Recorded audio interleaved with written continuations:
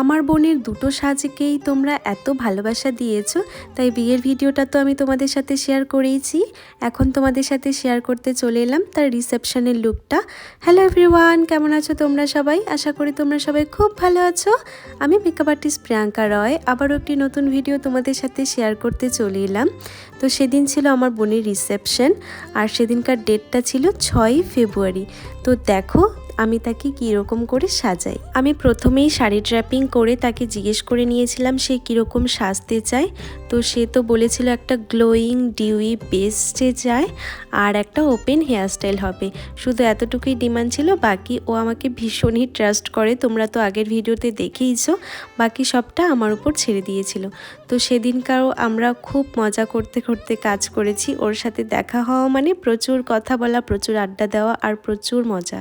তো সেদিন ওর যেহেতু একদিন আগে বিয়ে হয়েছিল, তার পরের দিনই রিসেপশন ছিল, সেজন্য ও একটু টায়ার্ড ছিল। তবুও কিন্তু ওর মন থেকে দুষ্টুমি যাচ্ছে না। তো সেদিনও আমরা অনেক গল্প করতে করতে কাজ করেছিলাম। ও ভীষণই ক্লান্ত ছিল, তাই দেখতে পেলে ওর ঘুমও পাচ্ছিল। তো আমি বেস মেকআপ তো শেষ, এখন করছি হেয়ারটা ও চেয়েছিল ওপেন হেয়ার, তো সেটাই আমি ওকে করে দেওয়ার চেষ্টা করেছি।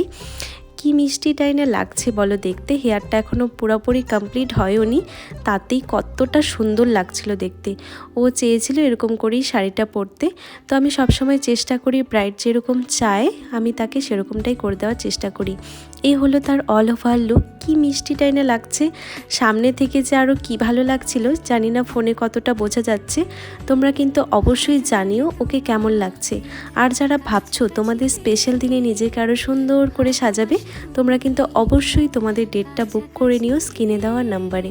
আর জানাতে একদমই ভুলো না আমার এই মিষ্টি বোনকে তোমাদের কেমন লাগলো। তোমরাও তোমাদের স্পেশাল দিনে সাজতে চাইছো এভাবে, তাহলে ঝটপট তোমাদের ডেটটা বুক করে নিও। দেখা হবে অন্য কোনো একটা সুন্দর ভিডিওতে। সবাই খুব ভালো থেকো আর আমার ভিডিওতে এভাবে অনেক অনেক ভালোবাসা দিও সবাইকে। টাটা।